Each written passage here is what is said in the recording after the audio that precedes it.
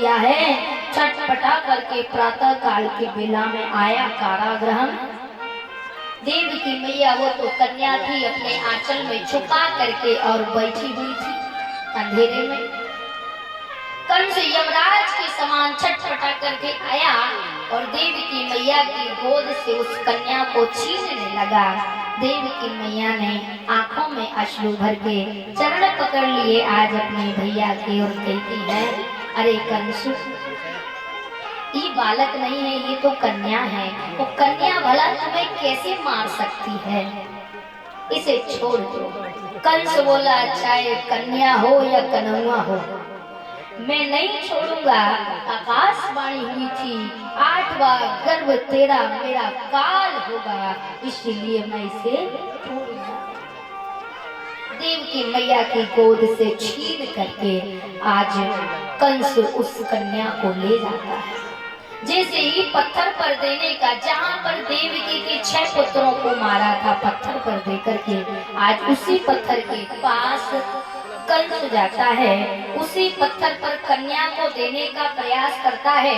हाथों से छूट करके वह कन्या आकाश मार्ग में अष्टभुजी रूप धारण करके कहती है, अरे मूर्ख कंस, तू मुझे क्या मारेगा? जी मारने वाला तो गोकुल में जन्म ले चुका है, जन्म ले चुका है, जन्म ले चुका है। अष्टभुजी रूप धारण करके वह कन्या अंतर्ध्यान होती है। कंस महाराज चिंता में रहने लगा। राजपाट भी ढंग से नहीं होता है, न्याय भी ढंग से नहीं होता है, भोजन भी ढंग से नहीं करता है, सोता भी नहीं है। अब तो जैसे ही आंखें बंद करता है तो उसे अपना काल ही नजर आता है। जैसे ही नेत्र बंद करते हैं कंस मामा तो उन्हें अपने काल ही नजर आते हैं। दिमाग में कंस मामा के में एक रीढ़ चलने लगी कि मेरे काल ने जन्म ले लिया है। ये कन्या कह करके गई है और वो भी गोकुल में है। गोकुल में कैसे हो सकता है मेरा काल? कुछ भी हो, मैं अपने काल को मार ही दूंगा, लेकिन कैसे मारूंगा? गोकुल कैसे जाऊंगा? मुझे अपने घर में भला कौन प्रवेश करने देगा? और वो तो अभी जरा सा बालक है, मैं उसे कैसे मार सकता हूँ, कैसे मारूंगा? सोच रहा है कि मैं अपने काल को कैसे मारूं, कैसे मारूं। तब तक वहां पर एक राक्षसी आ जाती है। वो राक्षसी का नाम है पूतना।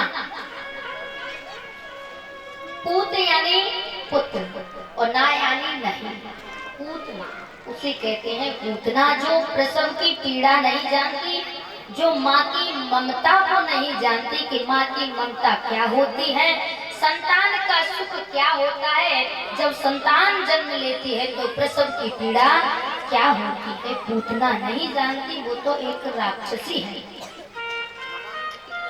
वहां पर आती है कंस मामा को। महाराज उसने चिंतित दिखाई दिए कंस मामा तो पूछने लगी, महाराज आप बड़े चिंता में दिखाई दे रहे हो, क्या बात? कंस मामा बोले, क्या बताऊं, मेरे काल ने जन्म ले लिया है। काल को मारने के लिए मैंने एक एक करके देवकी के 6 पुत्रों को मार दिया। 7वां गर्भ देवकी का गिर गया। 8वें गर्भ में कन्या हुई जो आकाश मार्ग से चली गई, लेकिन आज फिर भी मेरे काल में जन्म ले लिया है। मैं उसे मारने के लिए सोच रहा हूँ कि कैसे मारूं, लेकिन मुझे कोई उपाय नजर नहीं आता है, क्या करूं? पूतना नाम की राक्षसी बोली, ये तो मैं कर दूंगी ये काम, आप चिंता मत करो। कंस मामा बोले, तू राक्षसी है, तुझे अपने घर में भला कौन घुसने देगा? कोई नहीं घुसने देगा। और अपने जरा जरा से बालक, 7-8 दिन के बालक को कौन भला तुझे अपनी गोदी में दे देगा? तेरा इतना भयानक रूप देख करके तू जा, तू नहीं मार पाएगी, तू जा। पूतना बोली, ये सब मुझ पे छोड़ दो, ये मेरा काम है, आप मुझे ये काम सौंप दो, निश्चित ही मैं आपके काल को मार दूंगी। महाराज कंस बोला, ठीक है, अगर तुम मेरे काल को मार दोगी तो तुम जो मांगोगी आधा, यदि मेरा राजपाट भी मांगोगी ना तो मैं तुम्हें अपना आधा राजपाट दे दूंगा, परंतु मेरा काल मर जाना चाहिए। बोले ठीक है। वहां से पूतना निकल आती है। इधर महाराज गोकुल में नंद बाबा जो हैं सभी बधाइयां दे रहे हैं, बधाइयां ले रहे हैं। लेकिन पहले वार्षिक कर चुकाया जाता था। साल में एक बार जो भी राजा महाराजा होते थे उनका वार्षिक कर चुकाया जाता था। तो वहाँ के सभी आसपास के जो भी नगर थे वहाँ के राजा कंस ही थे। वैसे तो कंस के पिता उग्रसेन जी थे, लेकिन कंस ने जबरदस्ती अपने पिता को कारागृह में बंदी बना करके डाल दिया और स्वयं में राजा बन गया। तो महाराज राजा तो कंस ही था। वार्षिक कर लगता था, तो वार्षिक कर चुकाने के लिए नंद बाबा आज वार्षिक कर का समय आ गया। वार्षिक कर्ज चुकाने के लिए आज नंद बाबा कहते हैं, नंदरानी मैं मथुरा जा रहा हूँ वार्षिक कर्ज चुकाने के लिए। यहाँ पे जो भी देवी देवता आते हैं, जो भी गोपियाँ आती हैं, सबको बधाई देना। हमारे दरवाजे से बिना बधाई का कोई जा ना पाए, क्योंकि आज हमें कई वर्षों में 85 साल की उम्र में आज हमको छोरा की प्राप्ति हुई है, या के को भी बिना बधाई को लौटनो नहीं चाहिए। नंद रानी बोली ठीक है बाबा, आप वार्षिक कर चुका के आओ, तब तक यहाँ की देखभाल मैं करती हूँ। गोपान गोकुलम रक्ष्याम नृप्य मथुराम गतः नंद कस्य वार्षिक्यम करम दातुं क्रूर दृढ़।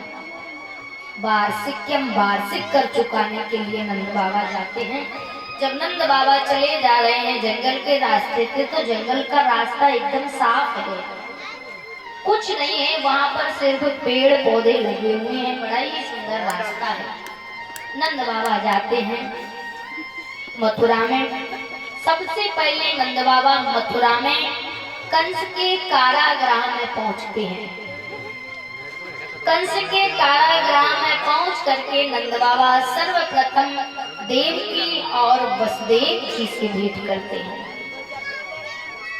देवकी और वसुदेव जी से मिले हैं। देवकी मैया छटपटा करके उठ करके आती हैं, नंद बाबा के चरणों को पकड़ लेती हैं, कहती हैं नंद बाबा मैं जानती हूँ कि मेरा एक बालक आपके यहाँ है। कैसा है मेरा बालक? जन्म लेते ही मैंने उसको ठीक से देखा भी नहीं है, ठीक से निहारा भी नहीं है, वो दिखता कैसे है मैंने ये भी नहीं देखा है। मेरा लाला कैसा दिखता है, काला है या गोरा है? नंद बाबा बोले महारानी चिंता मत करो, मेरे यहाँ आपका जो पुत्र है मैं उसे अपने ही पुत्र की भांति प्रेम करता हूँ, और आपका पुत्र मेरे यहाँ एक अमानत के रूप में है। आप जब चाहो तब अपने पुत्र को ले लेना, लेकिन हम उसे इतना खुश रखेंगे, इतना प्रसन्न रखेंगे कि अपने हृदय से, अपने प्राणों से भी ज्यादा अधिक उसे प्रेम करेंगे। तब महाराज देवकी मैया ने कहा मेरा मन करता है कि भगवान यदि मुझे पंख लगा देते तो मैं उड़ करके और गोकुल में पहुंच जाती नंद बाबा आपके दरवाजे पर, और अपने लाला के दर्शन करके आती। तो संतों ने यहाँ भी बहुत सुंदर व्याख्या कर दी। पंख जो होते मैं उड़ जाती नंद बाबा के द्वार, जो होते मैं उड़ जाती नंद बाबा के द्वार। उमड़ उमड़ मेरो जियरा आवे, बहे दूध की धार, लाल मेरा रोवत होए गो, के मुँह को सोवत होए गो। लाल मेरा रोवत होए गो, के मुँह को सोवत होए गो।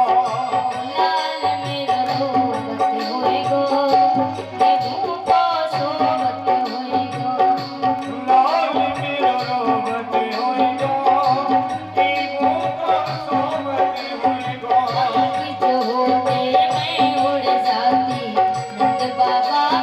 स्वाहा